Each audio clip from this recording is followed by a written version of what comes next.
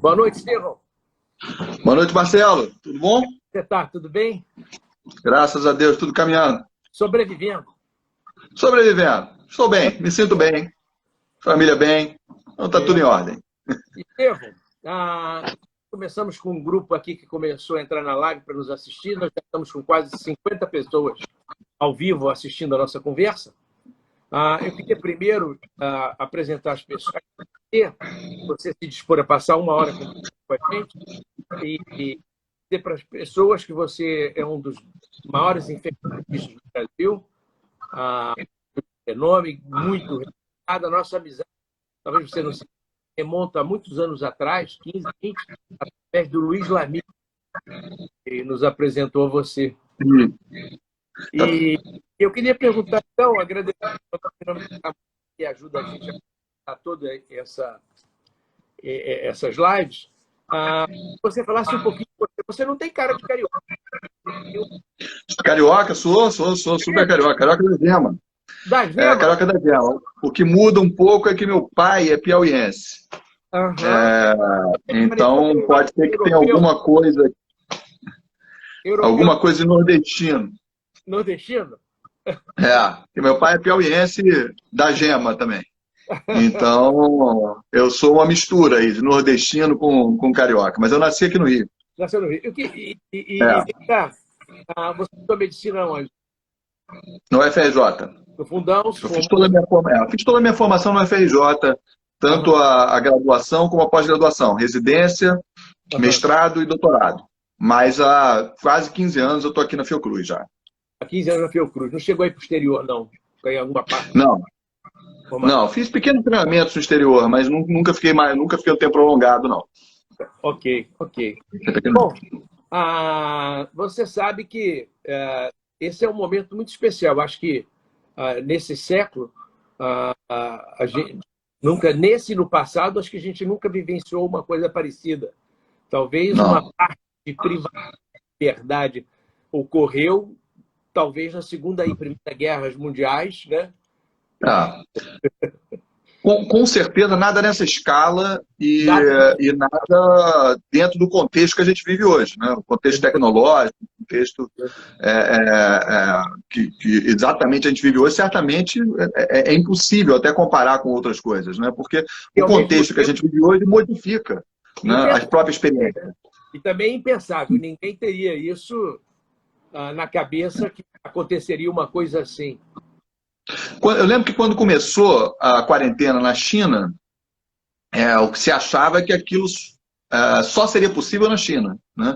Que em nenhum outro lugar as pessoas aceitariam ficar fechadas ou ficar em quarentena, né? Mas você vê como que rapidamente a experiência ensinou as pessoas de que isso era uma atitude absolutamente indispensável para o conforto. O ditado da nossos avós, né? Que ensinou a gente que a fome que faz o prazer da comida, né? Quem está com fome... Exatamente. A experiência não tem como não ensinar, né? Porque as pessoas naturalmente vão percebendo a necessidade. É claro que isso passa também por uma orientação global, orientação das autoridades sanitárias, das autoridades governamentais, mas se tornou uma medida que foi feita no mundo inteiro, no final das contas. São pouquíssimas as exceções. Não tem como fugir. Comprar essa experiência, você tem que vivenciar. Exatamente. Não tem como, né? Alguns locais foram mais rigorosos do ponto de vista de controle, né? Puderam fazer isso também com mais rigor, controle de contactantes, controle de infectados, etc. Outros menos, mas a uma certa medida, à medida que a infecção foi chegando, as pessoas, os diversos países foram adotando medidas de isolamento social como a única realmente efetiva do ponto de vista de enfrentar a epidemia, né? Dentro da epidemia, você sabe que o brasileiro sempre enfrenta as coisas, às vezes, com galhardia. Tem até antes da gente começar propriamente, uma piada que, não sei se você já ouviu falar, eu nunca comprei nada da China que durasse tanto quanto esse vírus. Tudo que você compra da China estraga, tem esse estigma, né? A única coisa que dura da China, por enquanto, foi esse vírus. Esse vai durar bastante. E vai durar bastante, né? Esse vai durar bastante. Ela pode até se acalmar, mas aí vai lembrar. Eu acabei de ver o seu livro de cabeceira aí, A Peste de Uhum. ele diz que no final do livro ela vai ficar adormecida nos armários, os bacilos, mas fiquem atentos que podem voltar a qualquer momento. A gente tem uma passagem do A Peste que é perfeita, né? Porque ele fala que a gente sempre acha que existe alguma coisa irreal com a peste, é como se fosse um mau sonho, que isso não pode durar. Né? Só que objetivamente é uma real, né? Uma realidade, na verdade. Né? E a gente tem que, na verdade, enfrentar isso com o que a gente, com as armas que a gente tem. Né? E objetivamente, o mundo científico, o mundo médico tem um papel muito grande nesse sentido, porque é um período muito propenso a determinadas propostas de salvadores da pátria, propostas de milagres, né? E como ainda é um terreno muito ardiloso do ponto de vista de evidência científica, como ela ainda está se construindo, existe uma área de incerteza aí por onde essas certezas delirantes acabam se posicionando. Né?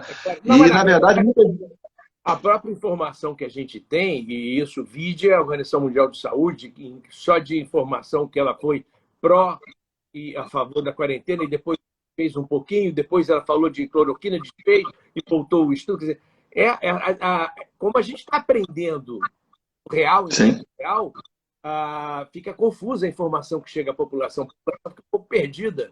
E fica. Vou contar você uma história. Eu tive um cliente que o filho, há quase 10 anos atrás, enquanto tinha o tratamento adequado para HIV, que eu acho que é um tema que você podia discorrer, a relação de HIV e Covid, se isso agrava, se a pessoa tem Ele me falou assim: Marcelo, eu fiz tudo pelo meu filho. Quando já não tinha mais o que fazer, tinha um numa cidade do interior de São Paulo, fazia um soro de cavalo que curava. E eu peguei meu filho já moribundo, levei ele lá de avião privado, fiz o soro de cavalo, obviamente não adiantou nada. E ele falou: estou te contando isso para te dizer que no desespero, sem saber com o que eu estava brigando, a gente coisa. Então, esse, como você falou, é um momento propício para o curandeirismo, para a pessoa dizer: você come cabeça de alho que você vai ficar com a resposta imunológica. Mas aproveitando então essa introdução do HIV, a pessoa que tem um HIV hoje controlado, ela tem um risco maior de Covid? A gente tinha uma preocupação muito grande em relação às pessoas que vivem com HIV por conta das epidemias de influenza, onde em alguns momentos se mostrou que a infecção pelo HIV poderia ser um fator de risco para formas graves de influenza. Isso apareceu em alguns estudos, mas não em todos. Mas apareceu em alguns estudos, tanto que, historicamente, pessoas que vivem com HIV estão na linha prioritária de vacinação para influenza sazonal, para H1N1, assim como outras populações de risco. Agora, o que se viu nessa pandemia de Covid-19 é que, mesmo quando a gente trabalha em locais que têm cortes bem estruturadas de segmento de pessoas que vivem com HIV, como é o caso da Espanha, como é o caso da França, como é o caso da Itália, objetivamente não se identificou um risco aumentado nessa população. A gente tem algumas pequenas séries de casos registradas, uma de Barcelona que saiu na Lancet of Infectious Disease, um número muito pequeno de casos, abaixo de 40, nenhuma forma grave muito documentada. A gente tem em Nova York alguns dados mostrando que teria até um efeito protetor, mas eu sou muito cauteloso em relação a isso, até porque outra série já não mostrou isso. Então, a gente não tem muita clareza, como tudo, né? Uma ciência que está sendo construída, mas uma coisa é certa: desastre não é. Né? Não é nenhum grande fator de risco para formas graves, senão a gente saberia. Né? Eu diria até que, como já está comprovado, a obesidade, o diabetes, a hipertensão são fatores muito piores do que muito. HIV. Mas essa é uma questão, Marcelo, porque hoje, como a gente tem uma população que vive com HIV que está envelhecendo, né, a gente tem muitos pacientes que vivem com HIV que estão com esses problemas. Sobrepeso, hipertensão, diabetes. Aí sim, esses fatores podem funcionar como fator agravante. Mas a infecção pelo HIV em si, se fosse um desastre, pelo número que a gente já tem de epidemia de casos no mundo inteiro, em áreas, novamente, com coortes bem documentadas de segmento de pessoas que vivem com HIV, nós saberíamos. Tá? É a mesma coisa que eu costumo falar de tratamento. Tá?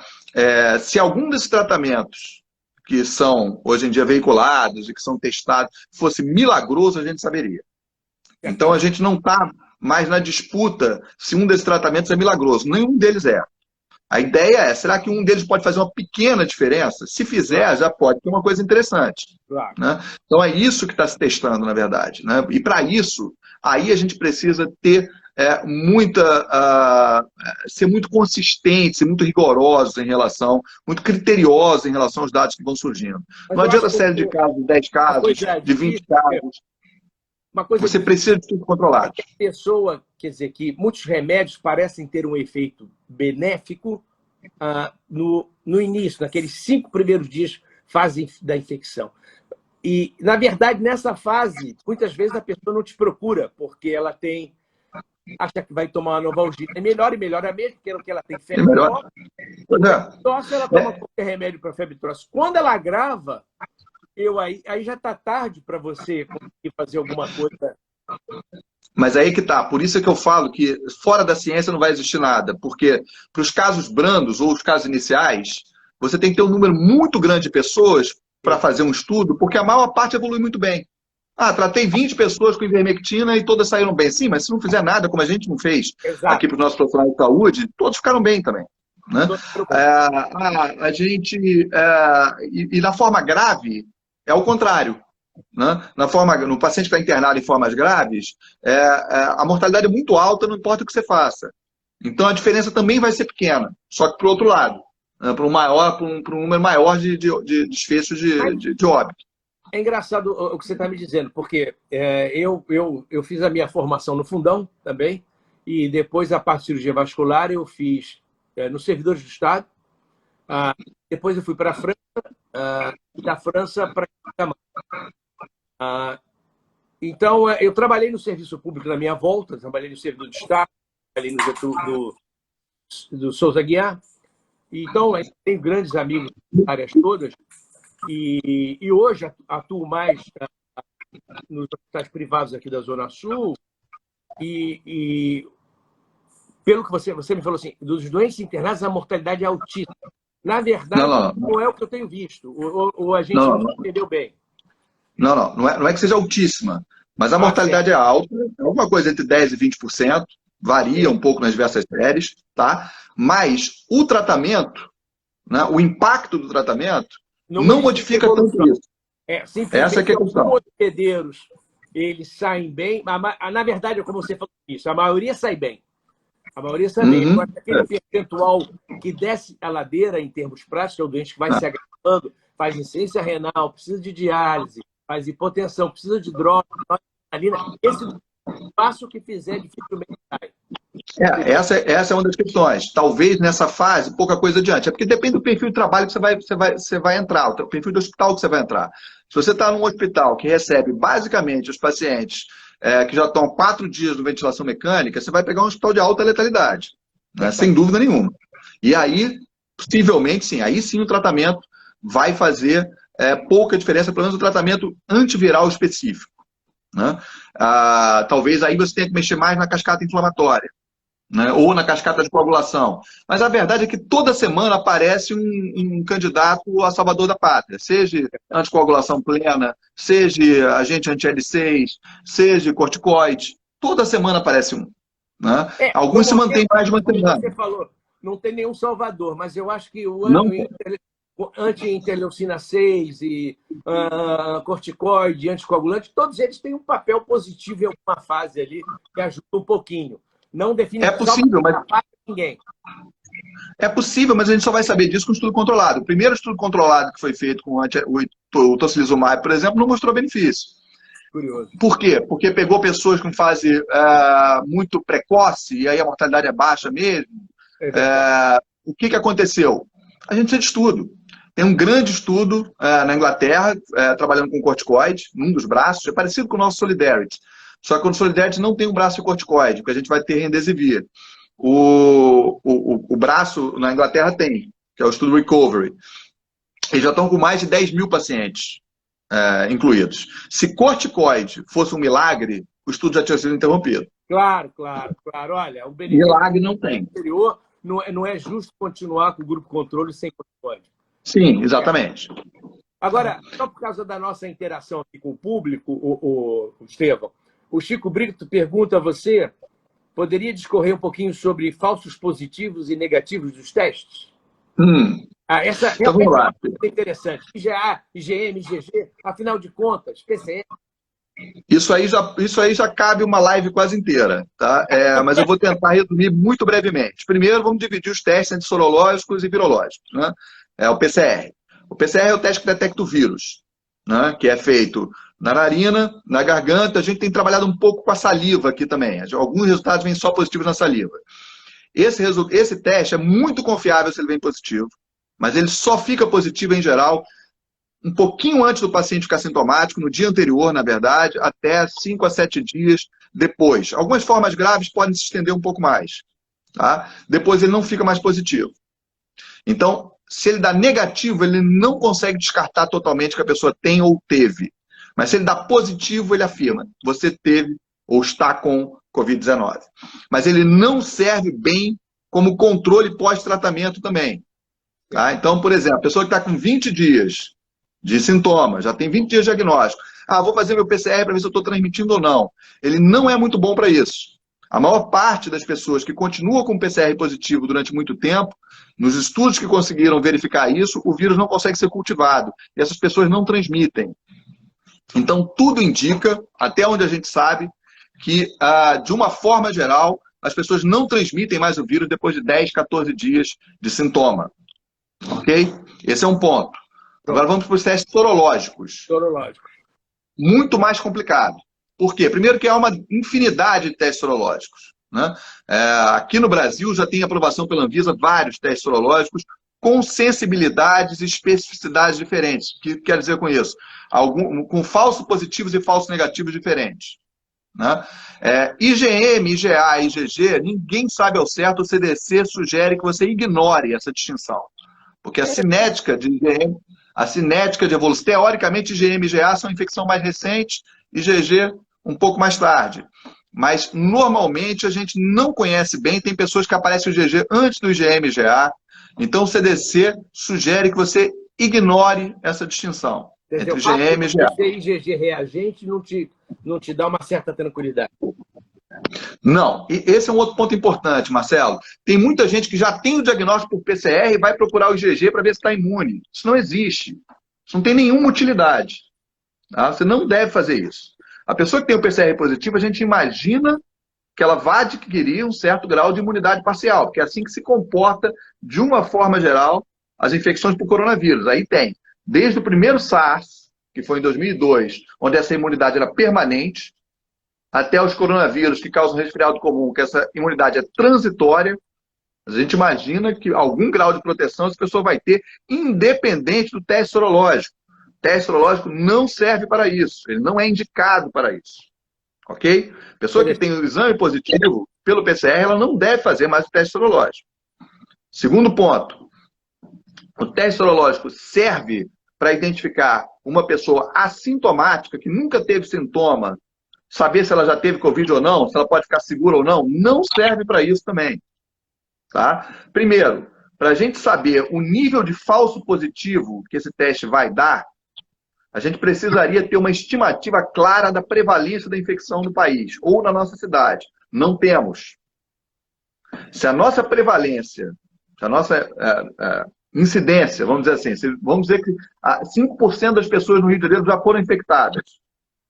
Se a gente tem esse dado, um teste positivo daria um valor preditivo positivo, ou seja, você poderia afirmar que esse teste é verdadeiramente positivo em 50% dos casos. É quase como atirar moeda para o alto. Não te adianta nada. Onde esse teste pode te ajudar?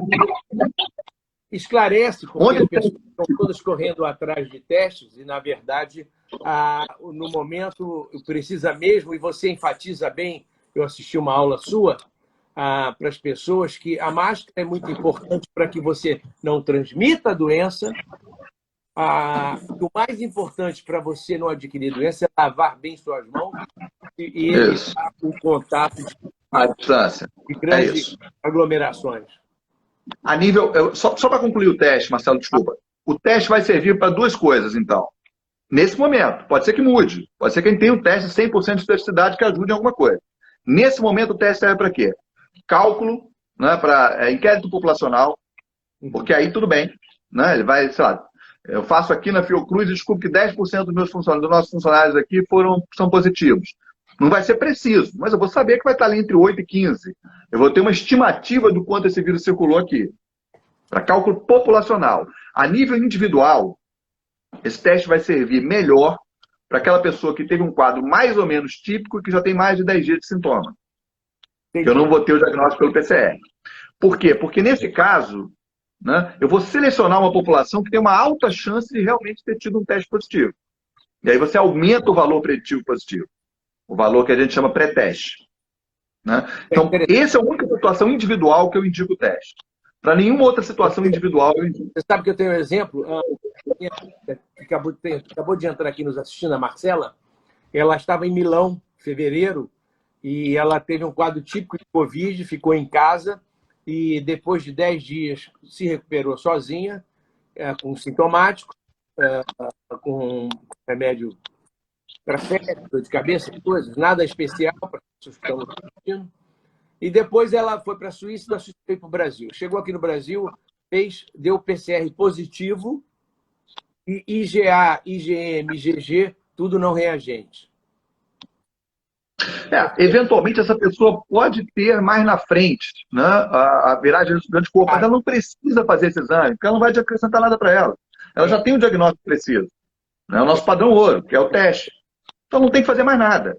Essa pessoa tem que ficar isolada o tempo que ela tem que ficar isolada e depois sair. Agora, esse outro ponto que você colocou é fundamental. A gente tem que pensar nas formas de transmissão. Então, como que você evita o Covid? Né? Mantém o distanciamento, máscara de preferência para todo mundo, porque a máscara não é uma grande proteção individual, mas ela evita que o pré-sintomático, principalmente, transmita, e lavagem de mão. Isso a gente vai ter que se ater por muito tempo. Mesmo quando a gente começar a sair, né, que já está começando agora, então, lavar a mão, teoricamente, já era para estar acontecendo. Né? Ok, né? Isso foi um legado positivo. Né? A questão da distância da máscara vai depender um pouco, mas a gente vai ter que usar provavelmente por muito tempo também. Por muito tempo também. Agora é curioso, porque você sabe que, como eu falei a você, eu tenho aí grandes amigos e muita ligação com a França, com a Itália, e na França e na Itália, o governo agora está numa fase em que fez uma abertura, que eles chamam da fase verde, e, inclusive, na Itália, um amigo nosso, talvez esteja nos assistindo, ele falou assim, olha, eu estou com medo, Marcelo, me ajuda, porque nós somos ciclistas, e ele é professor de ciclismo em Garda. Garda é a região da Lombardia, perto do Lago de Como, lá de Milão, Verona. E aí ele falou, o governo está dizendo para ele tirar a máscara. Eu não sei se é uma questão econômica na Europa, uma questão para... Difícil. Acho difícil. O que acontece?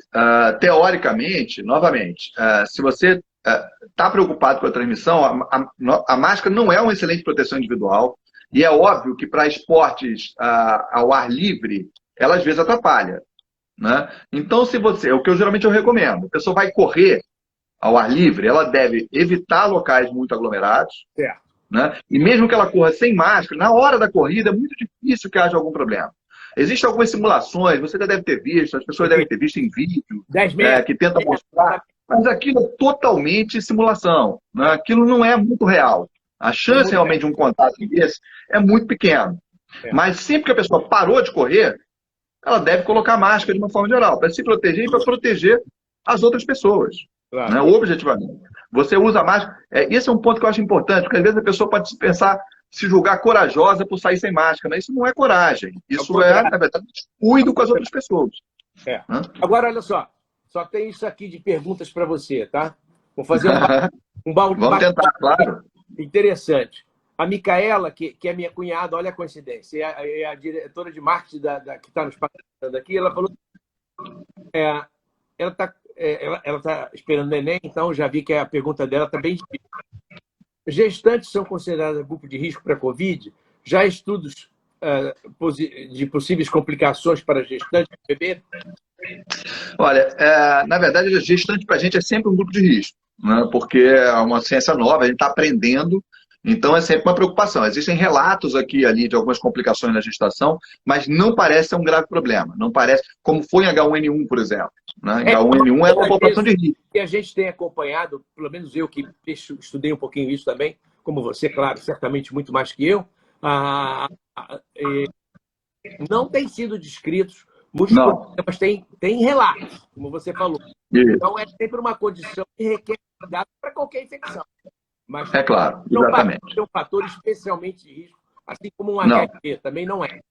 Não é isso? Não, exatamente. Fez uma...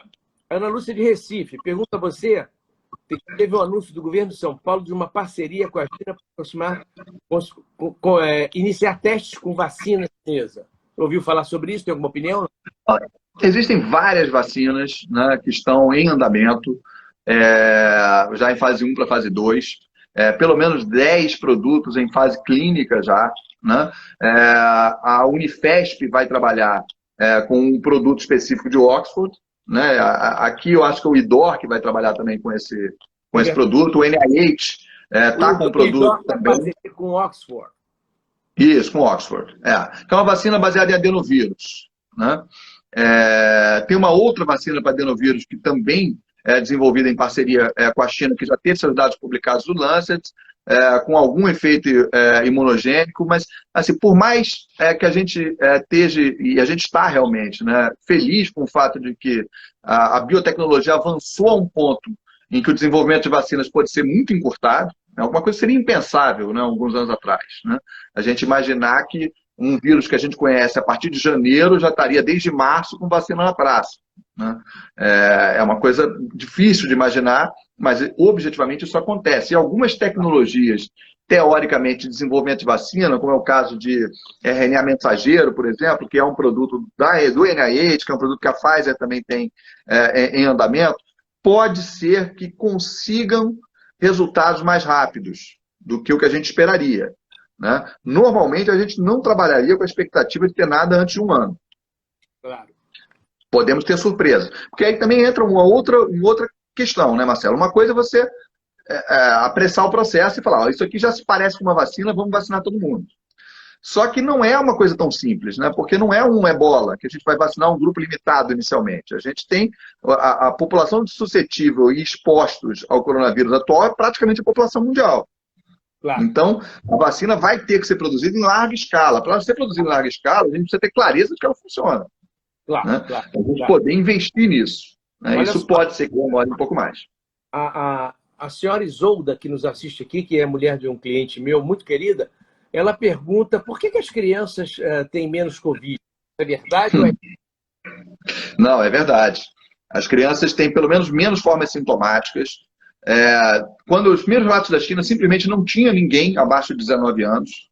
Aí começou a se identificar pessoas que poderiam ter, crianças que poderiam ter formas pouco sintomáticas. Alguns relatos de formas inflamatórias sistêmicas, tipo doença de Kawasaki aparecendo em crianças que tiveram Covid-19. Então, assim, não é que essa seja uma população totalmente livre, né? Mas certamente a prevalência de formas sintomáticas, formas graves, é menor do que da população em geral. Né? Agora, de qualquer forma, há um risco. Ao início da conversa, o grande risco é o idoso obeso. Esses dois são os grandes fatores de risco que a gente tem que atentar.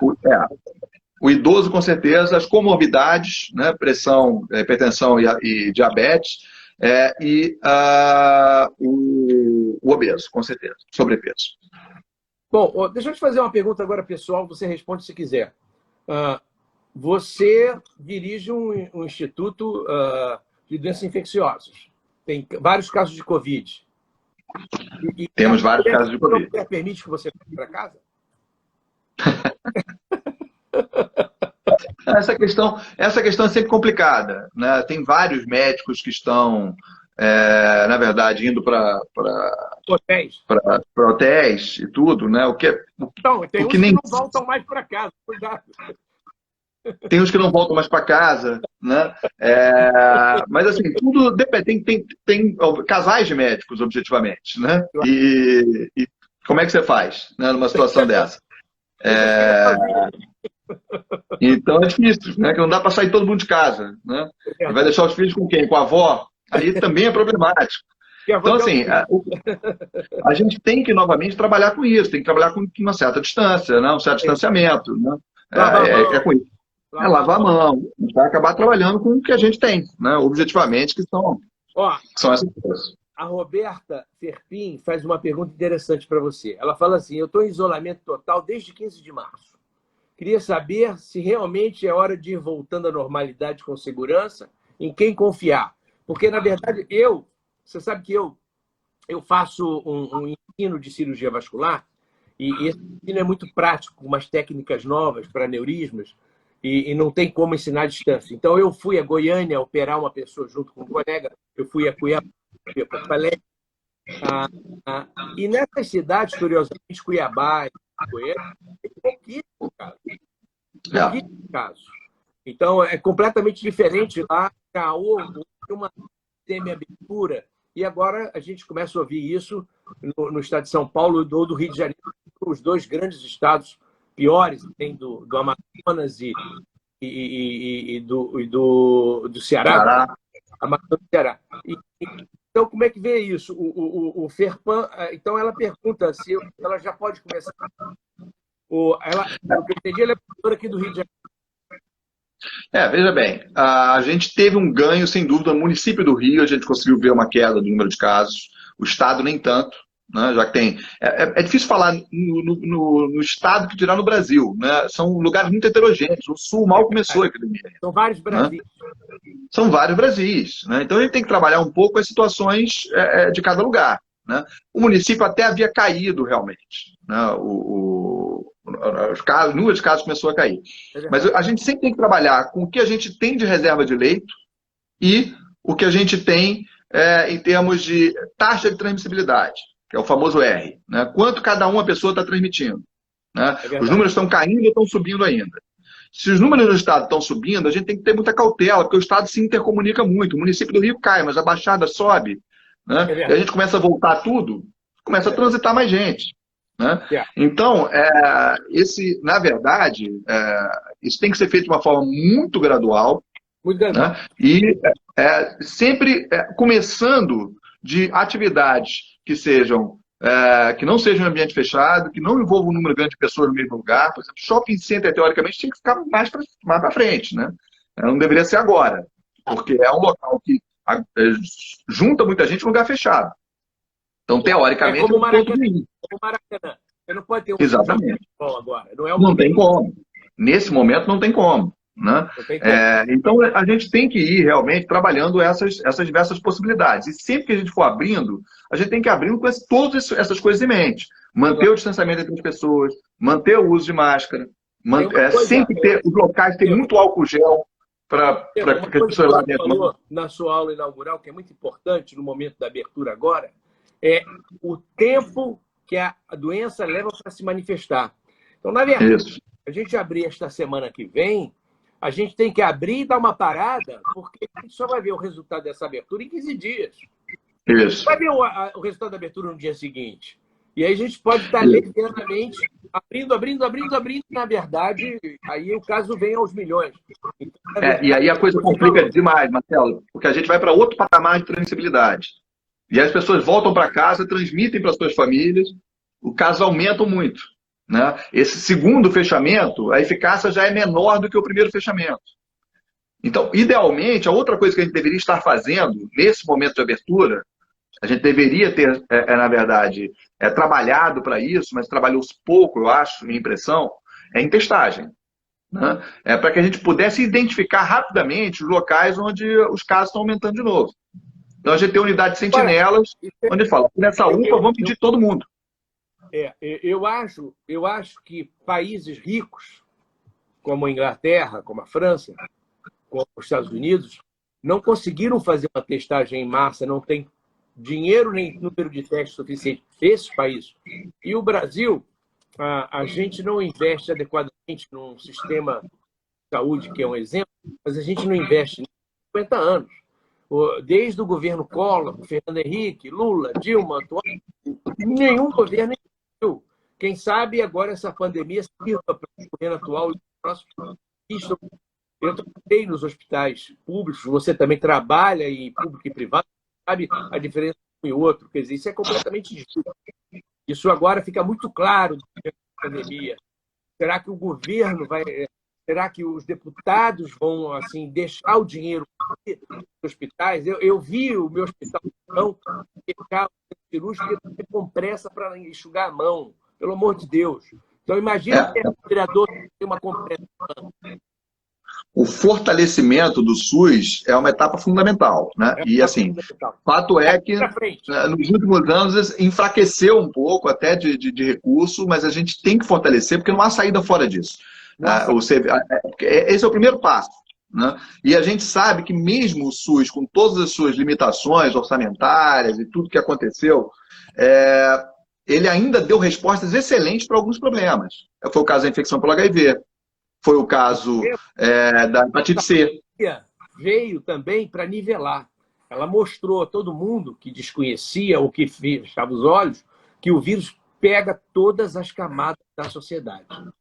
Inclusive, começou dessa vez pela camada mais, com mais recurso, né? Que está voltando de área. Tomar agora essas pessoas que têm acesso aos deputados, que muitos são, que eles entendam que os filhos deles, os netos dos deputados vão ficar doentes. Eles vão entender que precisam investir na saúde pública. Que as coisas se comunicam objetivamente, né? Que ninguém está vivendo sozinho. Tem duas perguntas interligadas aqui, olha que interessante. A Andréia Sang e a Vânia Palmeira. A Andréia Sang fala assim, não sei isso se é verdade, se ela está falando, eu não vi, que a China fechou novamente hoje, se existe possibilidade de voltar tudo de novo na pandemia. E a Vânia, ao mesmo tempo, pergunta, ela que já tem mais de 70 anos, ela pergunta se pessoas idosas devem continuar em isolamento total. Bom, eu não sei se a China fechou totalmente, mas que houve um aumento do número de casos de novo, houve, né? Recentemente, assim como áreas dos Estados Unidos que voltaram a abrir, voltaram a apresentar problemas. Áreas do Sul, determinadas regiões, a coisa voltou a complicar. Então, essa saída tem que ser uma saída muito, muito, muito cuidadosa. Eu recomendo às pessoas de risco manterem todas as medidas que podem ser feitas em relação aliás, eu recomendo praticamente para todo mundo, né? Em termos de prevenção. O máximo de distância possível, saindo o uso de máscara e o máximo de lavagem das mãos. Se a pessoa não tem por que sair, não deve sair. Ainda não deve sair. Porque esse é um momento complicado, como você falou, é um momento em que a gente ainda tem que analisar o efeito dessas pequenas aberturas na taxa de transmissibilidade. E isso pode ter consequências bem ruins se isso não for administrado de forma correta. Há uma pergunta interessante da Renata Frank aqui também. Como não é recomendado o uso de máscara para crianças abaixo de 2 anos, o que seria indicado? Eu acho que a criança abaixo de 2 anos seria indicado ficar quieta, né? Ficar em casa, exatamente. Porque, na verdade, essa criança, a máscara é mais importante no sentido de proteger os outros, né? Então, para a criança de 2 anos, o que ela deve fazer é ficar longe de quem pode infectá-la. A máscara em si vai protegê-la muito pouco, né? Mesmo que você conseguisse colocar. A criança mete a mão o tempo inteiro, coloca a mão o tempo inteiro. Eu entrevistei aqui vários colegas de terapia intensiva, de pneumologia, e a maioria deles disse o seguinte, que é claro que tem que fazer tudo o que você falou para ter, mas que a pessoa queria procurar um horário, 6 da manhã, 6h30 da manhã, e caminhar um pouquinho no sol, ao ar. Distanciado, mas sair um pouco de casa, porque nós temos outros fenômenos associados que estão acontecendo com as pessoas que estão completamente trancadas. Então, eu recomendo, a minha mãe, que é uma pessoa mais idosa, vá a hora, bota máscara, vai na rua, não fale com ninguém, caminhada no sol, pegue um pouco de sol, volta para casa, mas uma saída dessa eu acho recomendável, não sei o que você pensa disso. Não, eu não vejo problema nisso, desde que assim, seja isso, movimento o tempo inteiro, entendeu? O que não pode é ter aglomeração. Porque não Isso. pode, que se começa a sair todo mundo às 6 horas da manhã, às 6 horas da manhã vai começar a ficar cheio. Né? Então as pessoas têm que ficar atentas nisso o tempo inteiro. Né? E evitar, porque começa a encontrar os outros. E é óbvio que dá vontade de começar a parar e falar, né? E conversar, é óbvio. Né? E isso é problemático, porque, na verdade, duas pessoas de máscara podem ficar com a sensação de que as duas estão seguras, já que as duas estão de máscara. Mas se elas estão próximas, isso é um risco que vai se correr. É claro, Né? claro. É claro. Então, a preocupação é essa. Eu não vejo o maior problema de uma atividade fora de casa, até porque, novamente, é mais difícil a transmissão acontecendo no meio exterior, né? Ela exige um contato mais próximo, né? Atividade fora de casa, com máscara, num horário que não esteja uma grande aglomeração, um número grande de pessoas, não há problema. Acho até que isso pode ser feito e para algumas pessoas é desejável. Tá? Mas isso é diferente de você simplesmente ir voltando às suas atividades. Né? Você tem que manter dentro do princípio do distanciamento social. É o seguinte, a reabertura parcial do comércio, então a pessoa voltar a trabalhar, contato. Outra que eu estou falando é a prática de uma atividade física em qualquer idade, num horário e com distanciamento das pessoas. Perfeito. Você parece favorável, né? Eu sou, não. A Mônica Shore pergunta a você sobre sequelas. Já se sabe algo? Sequelas? Idosos ou crianças? Pouca coisa. É um caminho ainda a percorrer, né? Principalmente do ponto de algumas coisas neurológicas, não tanto de sequela, mas de complicações um pouco tardias que tem se visto, e algumas coisas de pulmonar, né? O grau de fibrose pulmonar é uma coisa que a gente vai precisar analisar ainda mais na frente. Né? Se há uma perda de função respiratória por pessoas que tenham... Claro que quadros graves, né? Pessoas que ficaram 10, 20 dias em ventilação mecânica, 30 dias de ventilação mecânica, por qualquer causa, pode deixar um certo grau de fibrose pulmonar, porque esse pulmão fica um pouco comprometido. Mas eu estou falando de pessoas que não tiveram esse tipo de quadro mais grave, simplesmente tiveram um Covid que deu um certo grau de hipoxemia, não precisou de ventilação mecânica, e se isso pode ficar algum tipo de sequela ou não. Até esse momento, isso não está bem documentado. Você sabe, eu não sei se você conhece o cardiologista Fabrício Braga, da São José, que tem o LPH, que é o Laboratório de Performance Humana, que trabalha muito com atletas de alta performance. E eles estão fazendo, será publicado em breve, fazendo aqueles exames de CO2, esforço máximo, para depois ver o que os atletas, qual foi a diminuição que houve de rendimento, ou se houve ou não. Vai ser um estudo super interessante que ele vai publicar. Sim, claro. Ótimo, excelente. A Luz Vasconcelos, de Recife, pergunta a você se existe alguma correlação entre tipo sanguíneo e sintoma grave de Covid. Nunca ouvi. Boa pergunta. Não, há alguns estudos nesse sentido, mas ainda muito pouco conclusivos. A gente não sabe se é o tipo sanguíneo em si, ou se o tipo sanguíneo traz algum background genético de antígenos de histocompatibilidade. É algo que está sendo estudado. Mas ainda não tem nenhuma conclusão definitiva, não. Olha só, tem uma pergunta que eu vi agora da Denise Quintanilha na tela. A criança, a partir de que idade você acha que deve usar máscara quando sair na rua? Sempre que possível, não? Zé, o problema não novamente, a proteção é mais importante a pessoa que usa máscara proteger os outros do que a si mesmo. Então, a criança, na verdade, se ela for usar uma máscara que ela manipule muito o tempo inteiro, que incomode muito ela, não dá. Porque isso vai atrapalhar mais do que ajudar. Imagina uma criança... Não sei que imagina uma criança... Mas vou te lembrar. Imagina uma criança que está usando... Perdão, imagina uma criança que está usando uma máscara que o tempo inteiro incomoda. Então, o tempo inteiro está botando a mão aqui na frente da máscara, o tempo inteiro, e aí essa mão vai coçar o olho, ela vai baixar, vai coçar o nariz. É pior. O grande problema da criança, que eu acho, que é isso, depende da idade dos seus filhos, você vai se lembrar, é que a criança bota a mão na boca toda hora. A criança bota a mão no chão e bota na boca. E essa é a grande contaminação. Esse é que é o grande problema. Dependendo da máscara, mas ela é tudo na boca. Tudo na boca. A criança é tudo na boca. Então, isso essa criança se afasta de todo mundo. Né?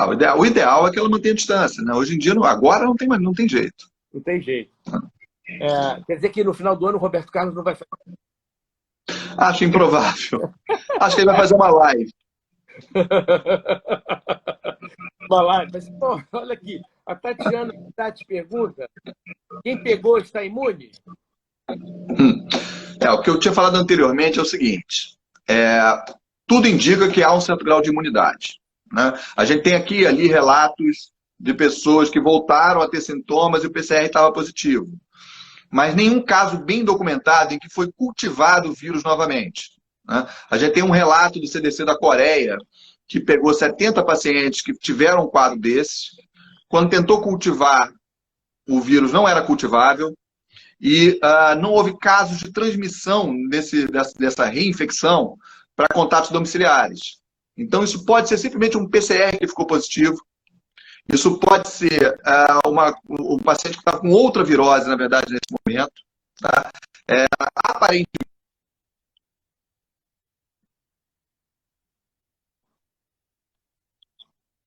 Aparentemente, como foi no SARS-1. SARS-1, a imunidade ficou permanente. É um vírus, inclusive, que não circula mais. Ou vai ser uma imunidade temporária. E ano que vem as pessoas podem voltar a ter Covid-19, se não tivermos vacina. Será que esse novo quadro de Covid-19 vai ser igual, com tanta gravidade? Ou será que vai ser atenuado pela imunidade que ficou? São respostas que a gente ainda não tem. Claro, claro. Olha só, a Tatiana, minha mulher que está aqui ao nosso lado, ela pergunta assim, tem uma matéria no G1 hoje dizendo que o Hemorrio revelou que 28% das pessoas que doaram sangue lá tinham o IgG positivo. Isso significa alguma coisa? Não, na verdade, o que o Hemorrio está querendo ver não é nem isso. O Hemorrio estava querendo ver se essas pessoas têm anticorpo neutralizante, né? A sorologia que a gente faz, seja por teste rápido ou por não teste rápido, ela não indica se o anticorpo é neutralizante ou não. Por isso que eu falo que ela não serve para ver imunidade. Ela para fazer diagnóstico de alguns casos em que o paciente teve quadro típico e que já passou o tempo do PCR. A presença ou não do anticorpo neutralizante para que possa fazer um tipo de tratamento, que é o tratamento com soro de convalescente, ele não está presente em grande quantidade, num número grande de pessoas que tiveram Covid. Agora, isso também não significa necessariamente que essas pessoas não tenham um certo grau de imunidade. Essa pessoa pode ter uma imunidade amnéstica, ela pode, ao se reinfectar, esses anticorpos aparecerem. Então, isso é um dado ainda muito preliminar. Ele não é um indício ainda. Para deixar essa pessoa em segurança. Ela deve manter distanciamento social. E aqui cai numa pergunta da Andréia Arão, que ela pergunta: o distanciamento é mais importante que a máscara? A rigor o distanciamento é mais importante que a máscara. A Andréia Arão. A máscara? Fala assim: sim. O distanciamento é mais importante que a máscara. Sim, inquestionavelmente. Inquestionavelmente. Distância é o mais importante. Para proteção individual, então, não tem nem comparação. A máscara não protege bem individualmente por isso, porque a gente tem mania de colocar a mão na máscara. Vou citar um exemplo novamente. Imagina duas pessoas que conversam o tempo inteiro, juntas, as duas estão de máscara, mas uma ajeita a máscara o tempo inteiro e bota a mão numa superfície, que essa outra pessoa coloca também bota a mão na máscara. Vai haver infecção mesmo que as duas fiquem de máscara. Por isso que tem que ter a distância. A máscara é um a mais. A máscara é um a mais. Muito bom. O Chico Brito, ele pergunta a você, então, qual o critério de alta? Eu acho que o que ele quer dizer assim, qual é o critério que você diz que eu estou seguro, que estou imune? Eu acho que ainda não tem, vamos aguardar. Ainda não temos essa resposta. Eu não sei. Pode ser isso que ele esteja perguntando, mas pode ser outra coisa também, que as pessoas perguntam com frequência. Qual o critério para você não precisar mais ficar isolado? Uma pessoa que já teve doença. Então, existem duas formas de trabalhar isso. Uma com teste e uma sem teste. A com teste, o CDC mesmo coloca essas duas possibilidades, reconhece que talvez não seja precisa, que é você ficar testando com PCR o tempo inteiro e só liberar depois de 2 testes negativos. Mas o próprio CDC reconhece que isso é um pouco falho, porque esse PCR não necessariamente significa transmissibilidade, um vírus viável. O que a gente trabalha aqui é o outro critério, que é 10 a 14 dias após o início dos sintomas, tendo sempre 3 dias assintomático. Tá? Normalmente é assim que a gente trabalha. Ok. O Paulo Catran, que é um cliente querido, para você assim, para quem não tem sintomas, vale a pena fazer o teste drive-thru que estão oferecendo? Você já respondeu? Com certeza não. Com certeza. Com certeza não. Com certeza não. Quem não tem sintoma, esse teste vier positivo, ele tem 50% de chance, provavelmente, de ser um falso positivo. Vai tentar. Vai acrescentar muito pouco. Augusto Azevedo, desculpa, F. Augusto Azevedo pergunta o que explica o sucesso da condução da pandemia em países como a Nova Zelândia. Na verdade, tem países, na Nova Zelândia, ele citou que é do tamanho da Lapônia. Pois é, exatamente. Tem alguns países que teve sucesso maior que a Nova Zelândia. Taiwan talvez seja a maior prova de sucesso. Né? Taiwan é do lado da China. E praticamente não teve caso, em momento nenhum. Né? Bom, agora, trabalhou com... Um exemplo pior que Taiwan. Como é que você explica a Indonésia, que tem 200 a terceira população mundial, não tem uma explosão de casos? Mas Taiwan ainda é mais enrolado, porque Taiwan não tem caso nenhum. E eles conseguiram um sucesso absoluto por um rigor muito grande de pessoas, de saber quem é que está com sintoma, quem é que chega no país, e controle de contactante, que era uma coisa assim de realmente última geração. Né? Eles traçavam por cartão de crédito e por chip de celular todo o contato que as pessoas tiveram e vão atrás das pessoas e fazem o isolamento dessas pessoas. Né? A maior parte dos países que trabalhou que conseguiu reduzir, fez o que eles chamam de, o que alguns pesquisadores chamam de the hammer, né? O martelo.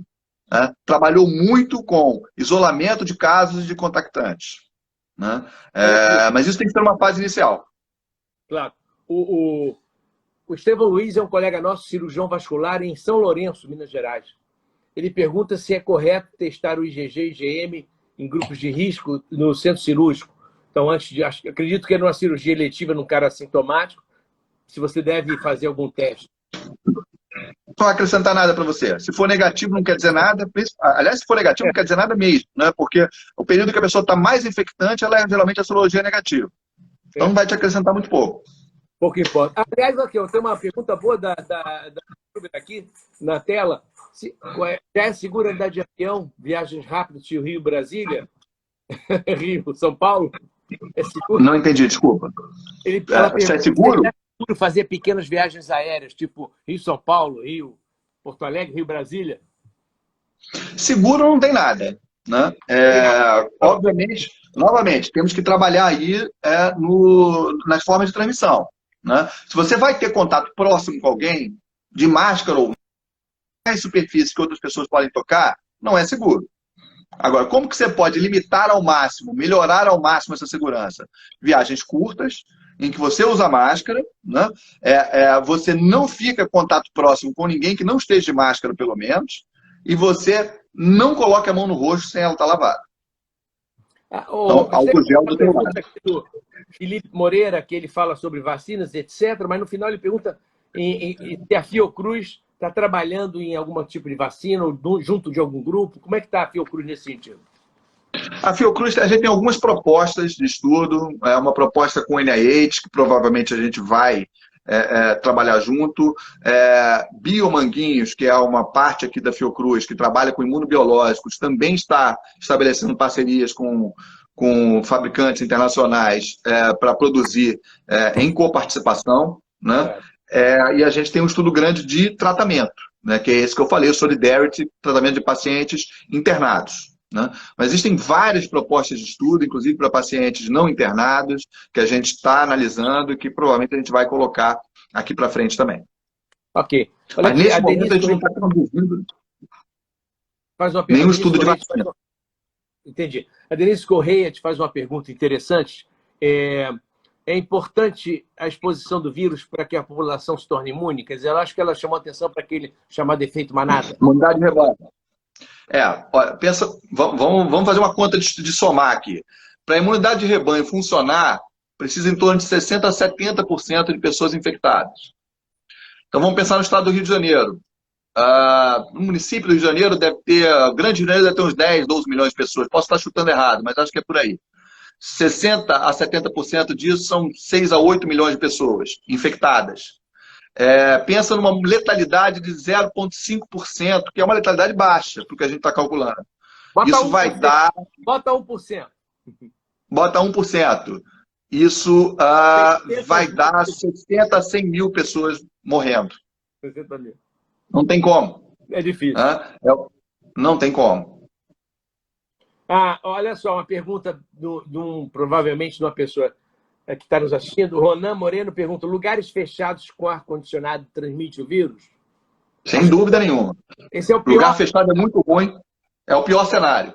É o pior cenário. Resseca, né? O ressecamento pode propiciar ainda mais o aumento do vírus, a circulação do ar é insuficiente, é tudo ruim. Né? A ideia é sempre lugares arejados. Lugares arejados é a melhor saída se você tiver que ficar junto com outras pessoas. Esse é o efeito avião, né? Que é um lugar fechado. É o efeito avião. Alguns restaurantes também funcionaram dessa forma. Exatamente.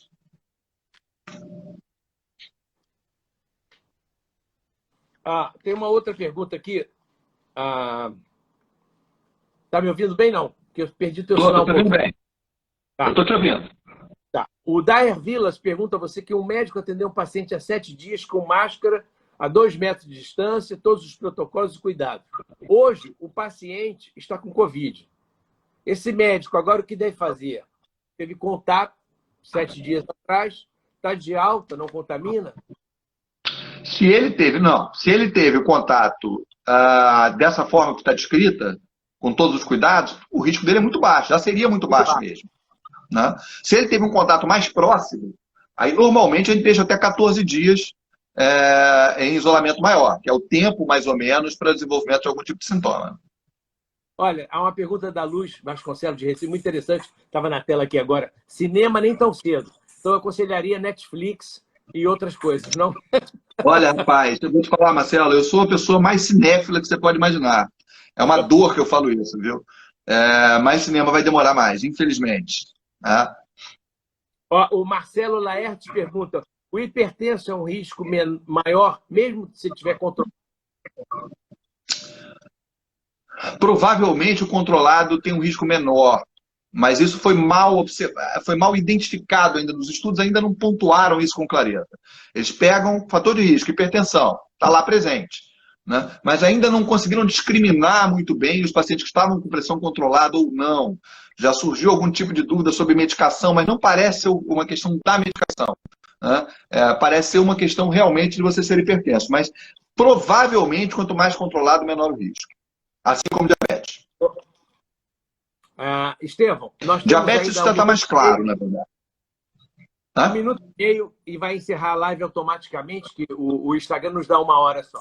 Eu queria, então, te agradecer em nome da Itamugina, o pessoal que organiza para a gente a live, e dizer que foi um sucesso, tem pessoas elogiando, agradecendo, foi muito esclarecedor. Se puder, a gente voltaria a repetir um dia que você estiver disponível para esclarecer mais dúvidas, que ainda restam muitas. Esse último minutinho eu deixo a palavra com você. Eu agradeço a oportunidade, Marcelo, foi um prazer estar aqui. Agradeço a toda a participação de todo mundo, né? E acho que a mensagem final que eu queria chegar é: sejamos todos muito criteriosos em relação às informações que recebemos. Tá? Todos, médicos, leigos, todo mundo que seja criterioso, porque é um terreno fértil para todo tipo de informação viciada, de informação, certezas delirantes, medicamentos milagrosos. Então, procurem obter informações de fontes confiáveis, que em geral são órgãos governamentais de saúde, né, que estão com o compromisso de prestar esclarecimentos de verdade. A Fiocruz é um desses órgãos. Obrigado. Eu vou finalizar com a citação que você aprecia, que não ser amado é má sorte. Agora, não amar é que é a grande felicidade. Desculpa, eu perdi agora o final. Foi uma citação. E depois eu te falo de Camus. Tá bom. Então tá aprovado.